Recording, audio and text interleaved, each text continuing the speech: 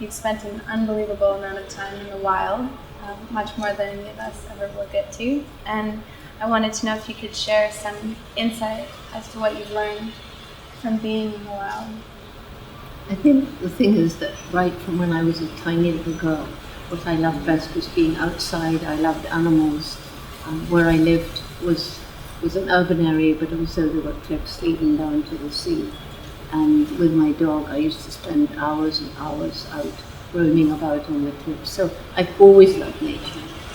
And of course, we now know there are studies to show that the greenness of the natural world, and birds singing and butterflies and so on, is tremendously important for the psychological development of children. And so many children now are growing up in cities with asphalt and tarmac and concrete, and very little connection with nature, and gardens are made with plants and things that aren't indigenous, and pesticides and herbicides are used, so nothing's natural, it's not even healthy anymore.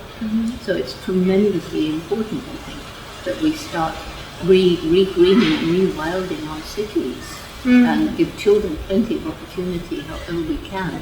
If they can't get out into nature, which some can't, then we have to recreate nature where they are.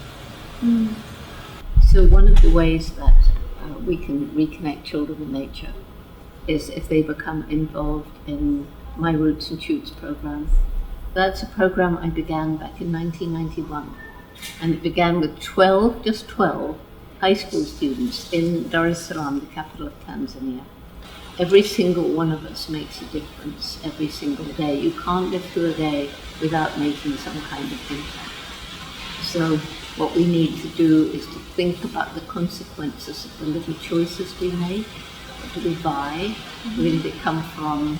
Has it got lots of miles that it's traveled? Could we have bought something made closer? Was it environmentally destructive? Did it use child slave labor? These kind of questions. Did it involve a lot of animal suffering, like the factory farms?